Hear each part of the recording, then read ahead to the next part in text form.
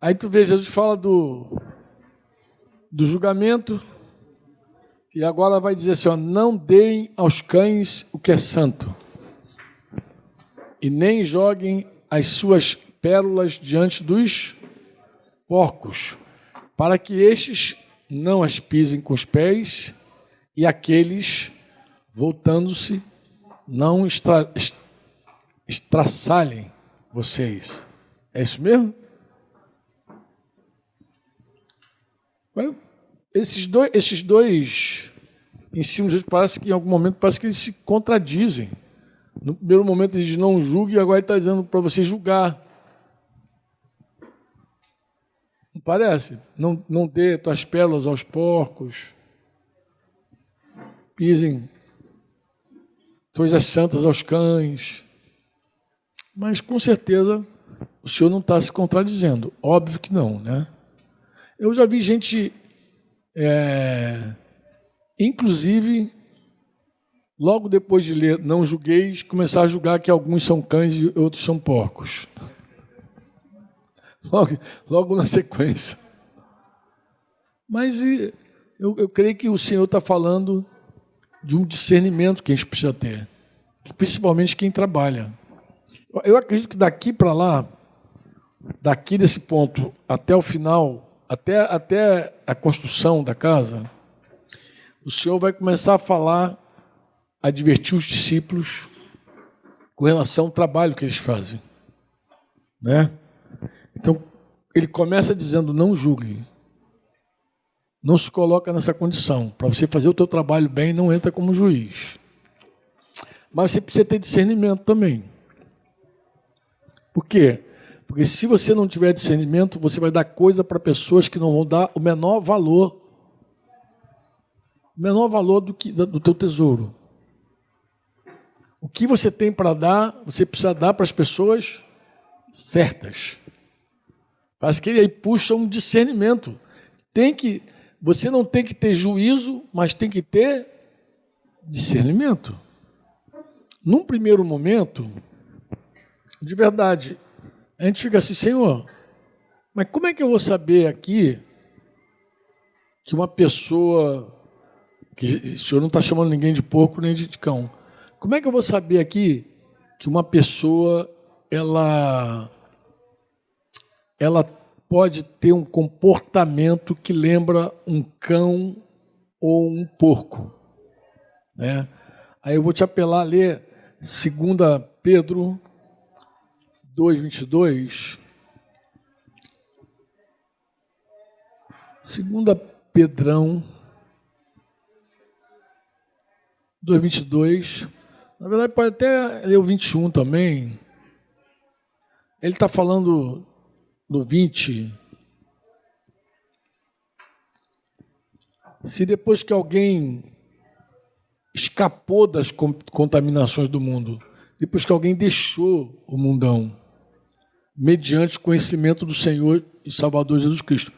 Eu sei que esse texto é um dos textos que o pessoal que crê na predestinação embola.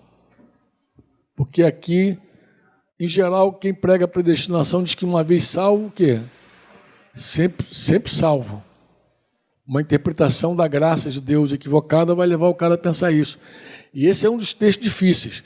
Lembra que eu falei que aquele Juan Jesus Miranda excluiu o Velho Testamento, depois ele excluiu alguns autores, ficou só com Paulo, depois excluiu Paulo e disse, eu sou o Senhor e pronto. Sou Jesus. Declarou Jesus encarnado. Mas, por exemplo, um cara que prega que uma vez salvo, sempre salvo, tem dificuldade com esse texto aqui. Mas Pedro está dizendo assim, depois de alguém ter escapado das contaminações do mundo, mediante o conhecimento do Senhor e Salvador Jesus Cristo, se deixam enredar de novo e são o quê? Vencidos. O seu último estado se tornou pior do que o primeiro. Você tem dúvida disso? Não. Jesus mesmo fala que uma casa limpa, varrida, coisa e tal, o demônio sai. Se o demônio voltar e ver a casa limpinha, arrumadinha, coisa e tal, ele volta e bagunça tudo. E diz que leva com ele mais 7 espíritos pior do que ele, aí faz aquele rebuliço todo. Lembra? Então, o estágio de quem experimenta algo bom e volta para a sujeira, sempre é pior. Escreve o que eu vou te falar. É sério o que eu vou te dizer. Você está me ouvindo agora. Você tem uma história no mundo. Se você hoje resolve abandonar o Senhor, eu vou te falar uma coisa, é sério. Você faz coisas que você não fez nem como ímpio. Você é capaz de fazer. Você entra numa lama que você vê, cara, nem como incrédulo eu fiz isso. Eu já me desviei, eu sei o que é isso, entendeu? Eu já larguei a mão do Senhor e eu sei exatamente o que é isso. Tu faz coisa que tu faz, cara, como é que eu fiz o negócio dele? Eu, quando era incrédulo, não fiz, agora eu fiz. Que loucura. Mas o estágio sempre é pior. E ele vai dizer assim,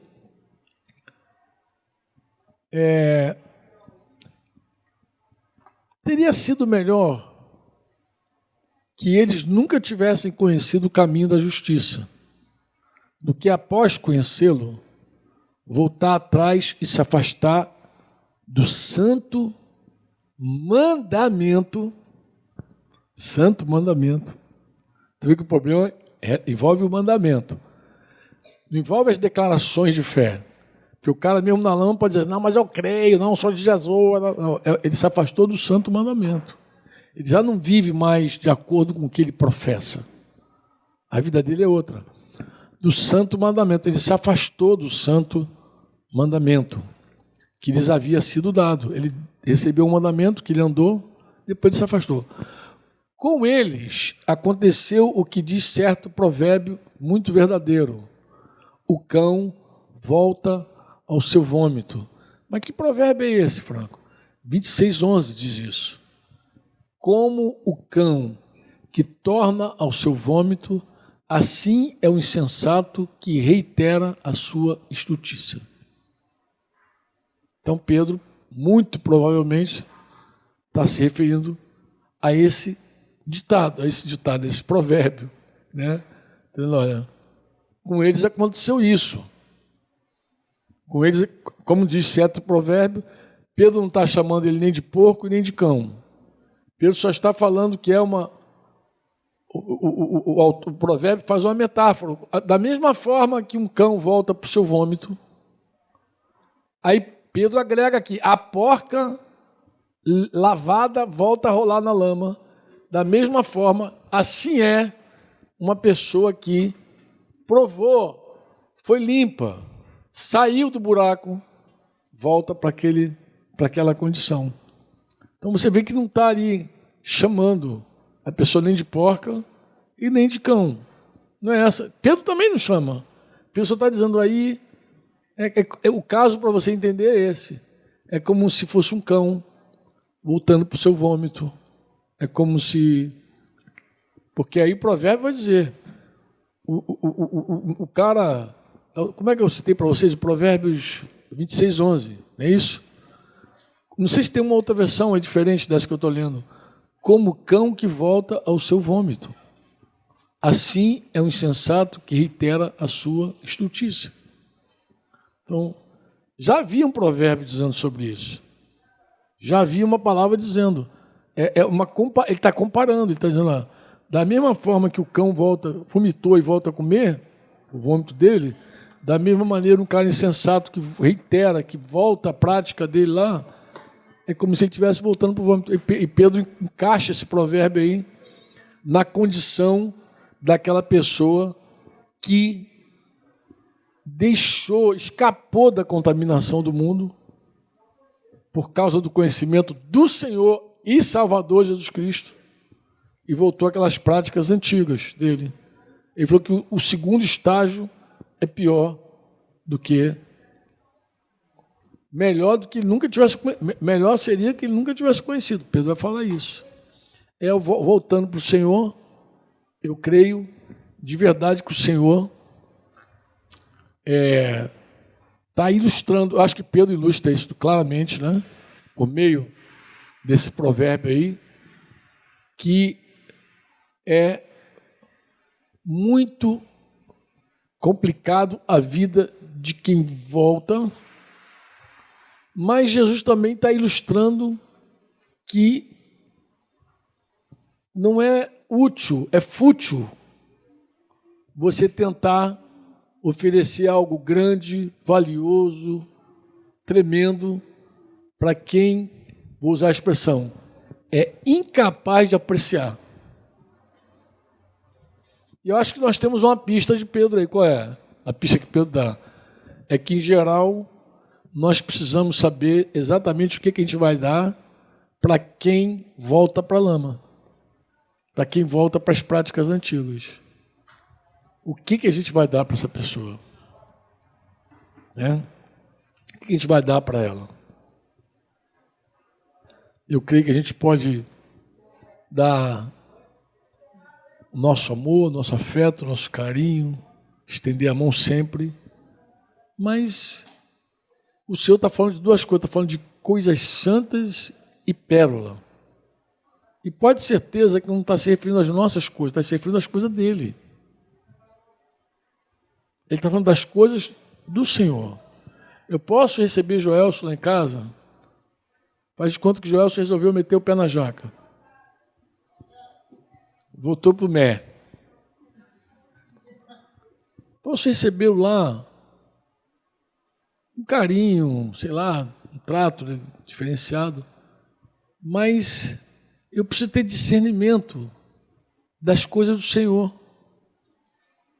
Tem gente que fica empurrando de goela abaixo das pessoas que não valorizam, que nem sabe, porque é como se fosse uma coisa forçada. Que não dá. As pessoas, além de desprezar, além de elas serem incapazes de verdade de apreciar, incapaz, ela pode até de algum momento voltar e te atacar também, conforme o texto diz aqui, ela pode te atacar. O que é santo, aí tem uma referência aqui, eu vou ler aqui duas referências do Velho Testamento, Êxodo 29 e 23, porque é muito provável que isso aqui tenha relação, e Levítico 2, 3, 29 e 23, Êxodo 29, 23, é muito provável.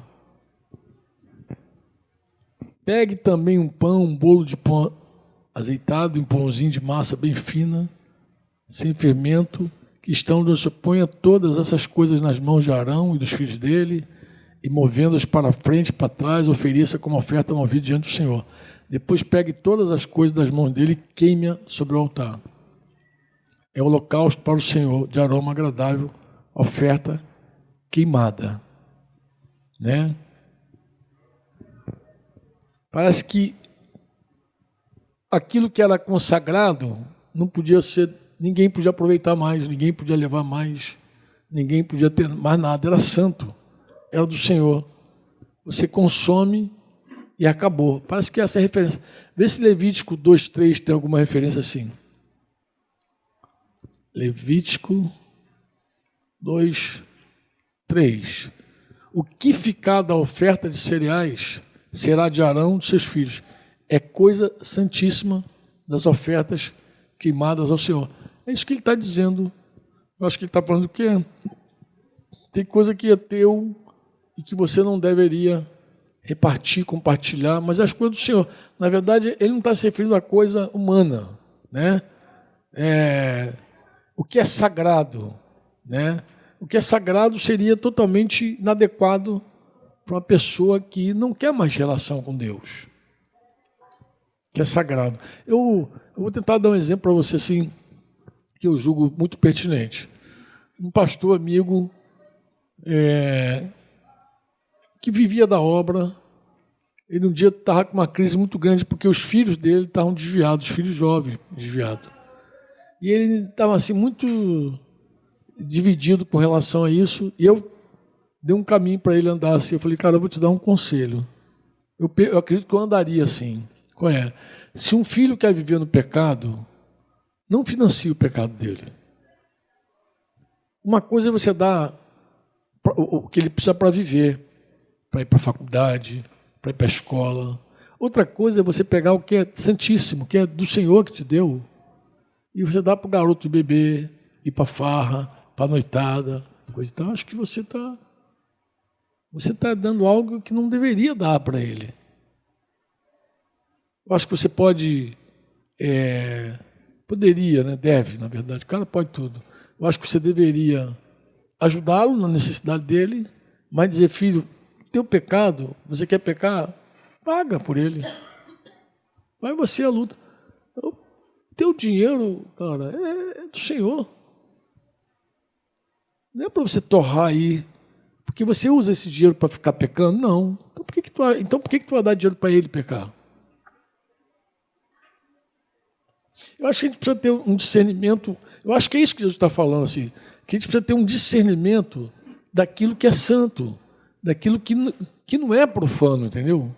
Por exemplo, a tua casa é do Senhor, o que tu acha? É sim ou não?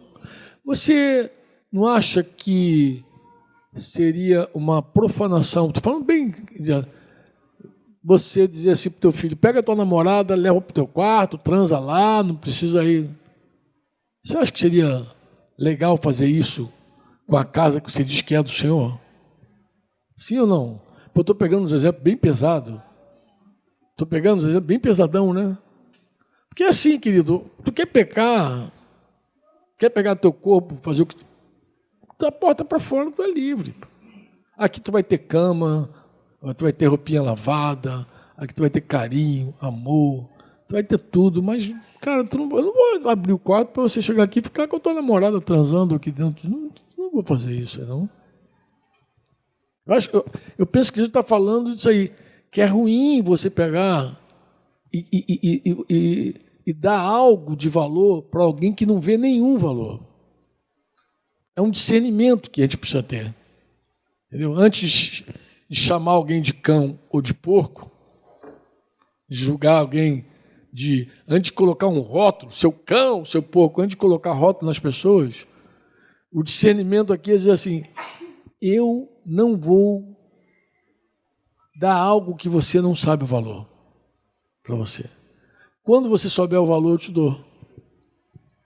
Agora você vai pisar em cima dessas coisas.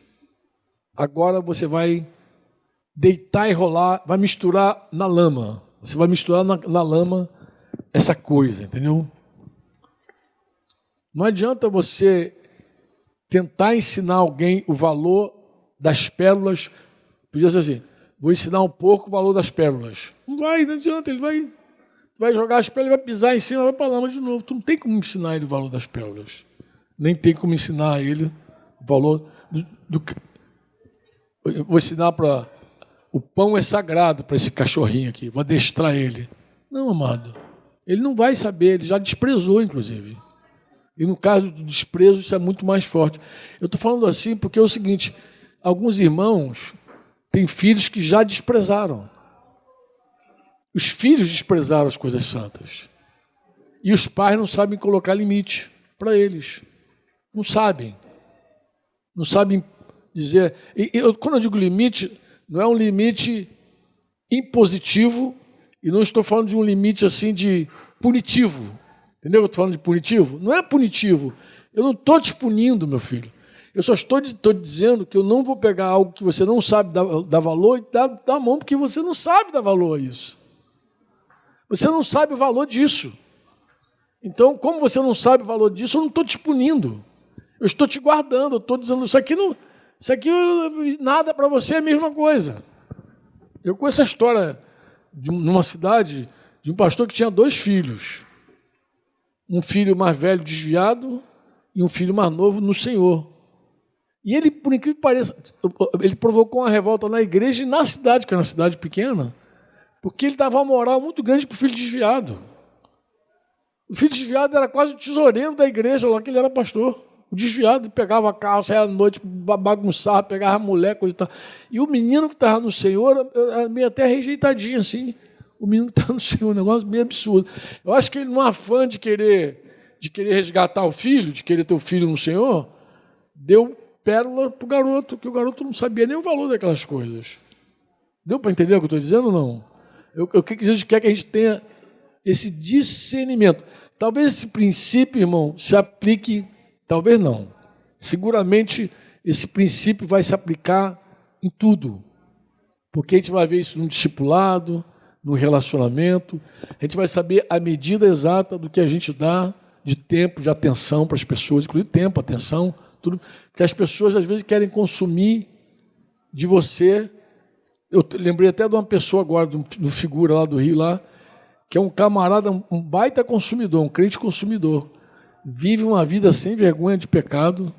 Pensa num cara sem vergonha, atribui culpa à igreja por viver no pecado, sempre tem uma desculpa, tem um coitadismo violento, entendeu? Para viver no pecado, e joga a culpa no discipulador, joga a culpa na igreja, aquela coisa todinha. A última conversa que eu tive agora, voltei de Curitiba, sentei com ele lá, tal, com um pastor que cobra a vida dele, falou: olha, você gasta um tempo enorme desse pastor.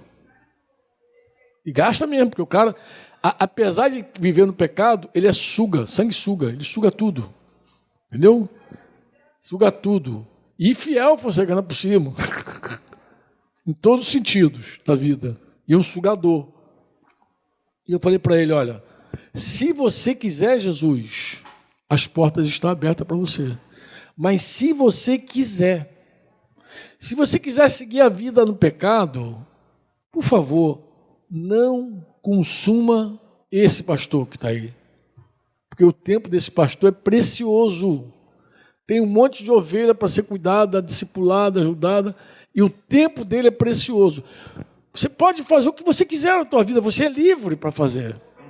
Jesus não vai te constranger a segui-lo. Mas se você quiser seguir Jesus, quiser negar a tua vida, porque uma coisa é alguém que está lutando contra o pecado, que ele ajuda. Outra coisa é a pessoa que está metendo o pé na jaca, jogando a culpa nos outros, transferindo culpa, foi a mulher que tu me deste, foi a igreja que tu me deu, e te alugar ainda teu tempo. Falei: meu querido, meu amado, vai. Quando você decidir, nos procura, e você vai ter todo o nosso tempo, nossa atenção. Porque tempo é uma coisa disputada, mano. É tempo que é do Senhor. É dele, por meio dele, para ele, todas as coisas. Você diz amém ou não? Então o tempo é do Senhor, não é para jogar fora. Eu sei que tem uns caras que jogam fora aí, tropa de elite, esses troços todos. Mas tempo mesmo não é para jogar fora. É um tempo bom. Tem que ser. Você pode dizer amém ou não? Amém. Então eu vou terminar aqui dizendo para você o seguinte. Acho que algumas ponderações que a gente precisa fazer. A gente precisa fazer realmente, tá? Quando Jesus enviou os seus discípulos, ele falou assim para eles, lá em Mateus 10, lembra? Eis que vos envio como ovelhas. Para onde? Para o meio de lobos. Sede, portanto, o quê? Prudente como as e simples como as. Jesus deseja que os discípulos dele sejam, na verdade, inofensivos. Deus não quer que a gente maltrate as pessoas, né?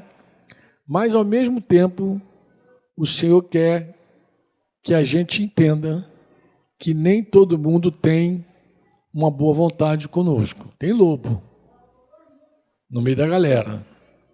E se a gente vai como ovelha e tem lobo, o que as feras vão fazer com a gente? O que as feras vão fazer? Vão rasgar. Engraçado, Jesus não está falando de lobo. Ele está nos enviando para os lobos. Ele está falando de cães e porcos. Muito provavelmente, Jesus está falando aquilo que Pedro reproduziu lá adiante. Ele está falando de alguém que desprezou o conhecimento. Porque Jesus não está falando do incrédulo, amado. O incrédulo, ele está dizendo, eu estou te enviando para os incrédulos. Jesus não está... Eu estou falando isso por quê? Porque a galera tende a pensar assim, eu não vou dar para esse cara, não, que esse cara é muito ímpio. Isso aí não tem jeito, não. Isso aí está perdido. Isso aí é divorciado, não quero, não. Não prega. Jesus não está falando disso. Jesus está falando de alguém que conheceu e desprezou. Porque o cara que nunca conheceu, ele está te enviando para ser estraçalhado por ele, devorado por ele. Ele quer que você tenha noção disso.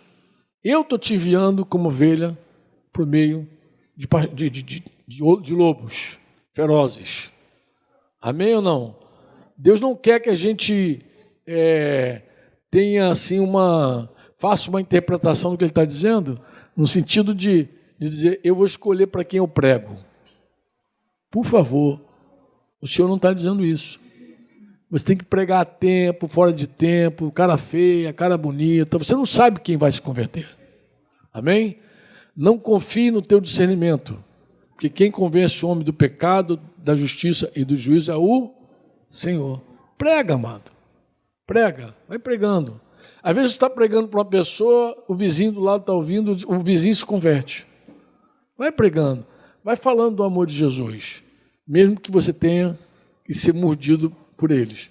Mas quando o assunto envolver gente que já teve e desprezou, aí vai com mais cautela, vai com mais discernimento e avalia bem o que você tem que dar para essa pessoa. Tá bom? Avalia direitinho o que você tem que dar para essa pessoa. Eu estou falando isso porque, em geral, os irmãos gastam mais tempo com gente que despreza o que já teve do que aquele que nunca teve. Entendeu?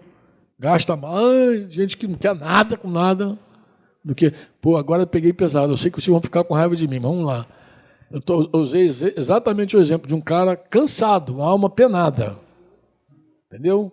Penada. Que consome a vida de um pastor, e eu falei claramente com ele, com todas as letras. Eu falei, meu amado, eu falei com todo amor com ele. Inclusive, ele nem ficou com raiva de mim, para você ter ideia. Eu falei, meu filho, você vive o teu prazer, você é um hedonista. Você não se arrepende do teu prazer.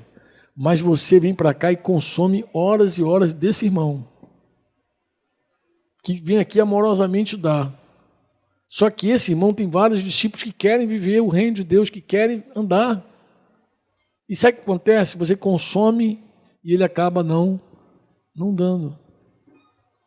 Mas diferente se é o tempo do pastor para proclamar Jesus na vida de pessoas que nunca ouviram, que não estão desprezando, nunca foram revelados, nunca abandonaram o mundo, nunca deixaram o mundo por causa do conhecimento do Senhor.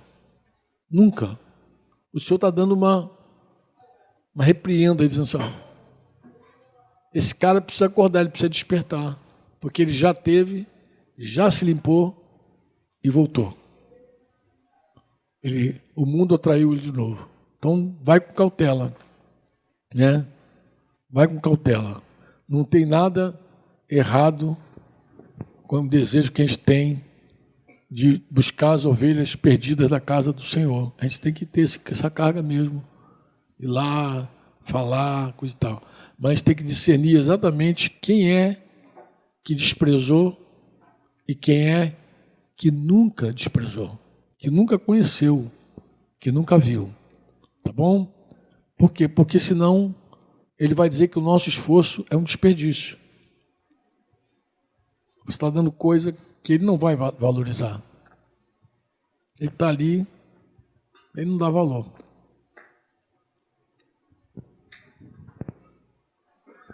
Franco, a gente tem que ser paciente. É verdade.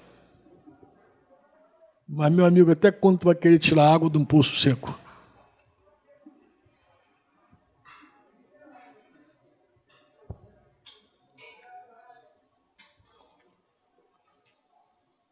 Tem que ter discernimento. O discípulo de Jesus, no reino de Deus, tem que ter discernimento. Amém? Ele tem que ter discernimento total. Depois a gente entra